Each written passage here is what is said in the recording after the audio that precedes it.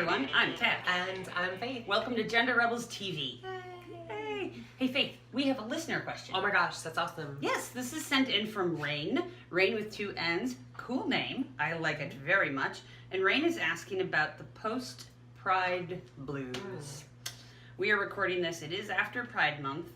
And Rainn says, I recently went to a Pride celebration and had an absolutely amazing time. I got such an intense feeling of euphoria from being someplace so accepting and from being surrounded by such friendly, awesome people. But now that the celebration is over and I'm back to normal day-to-day life, I find myself feeling really down and discontented with the interactions of daily life. I've seen some mention of others experiencing the same post-Pride sads, and I was just wondering if this is something you've ever experienced, and if you have any recommendations for how to help. Yeah, that makes sense. Tough one. Pride is fun, and it's something I think that a lot of people look forward to sometimes all year. And I think, like any big occasion, be that Thanksgiving or like a big vacation you're taking or some sort of day to celebrate yeast in your culture. Right. I don't know what your culture is. I would never presume. Yeah, to I figure wouldn't. out what your culture So is. anyway, any big celebration I think is gonna be something you really look forward to, and I think once that's over, there is always gonna be that letdown. There's that post Christmas Boxing Day kind of thing. Yeah, you know, there's always that idea of like, there's that January kind of blues. Like that was fun. Yeah. Oh, now what? Yeah.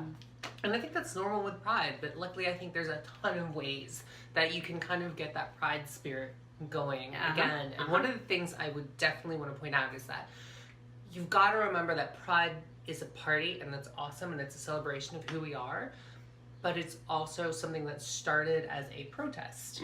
A riot. A riot. And it started as something very political and something with definite aims in mind. And I think with that, take this July and use it to like really be active. Take that kind of Pride energy and say, I'm gonna like find a worthy LGBTQ cause. One thing I might recommend is the Trevor Project, link down below. Yes, amazing. They do amazing work for LGBTQ kids, and there's a lot. I mean, there's a lot. There's Planned Parenthood. There's immigration reform. I mean, there's a lot of work you could be doing. But if you can channel that energy and that love, it's really about love. It's about being loved and appreciated by your community and giving back to your community, making better. And there's a couple things that could stand to be fixed in the world, and even a small contribution, even showing up, even getting signatures, even picking up litter. It's going to be together with people who care about this thing also. Yeah. And if that's going to be an LGBT cause also, cool, great, go and meet other people that way. There's ways to kind of funnel this energy to make it productive and to keep up that contact with all these awesome people that you saw. It won't be the party that it was in June, but it's the work part. Donate. Donate. If you can't donate, volunteer or do both. And here's something actually that could keep the party going. Do a fundraiser.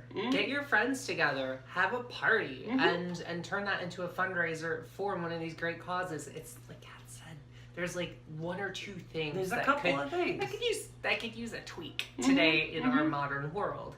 So there's no shortage. No shortage of plenty of work to do. Things. So have a fundraiser party.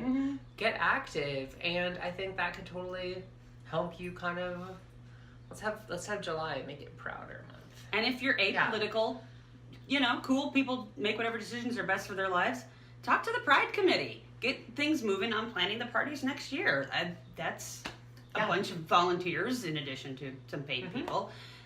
That could be your year, is working towards Pride, making it better and bigger and safer and more fun and awesome. Yeah. So we hope those are some ideas that'll help you. And don't worry, you're not the only one feeling let down after the party. But it's a good party.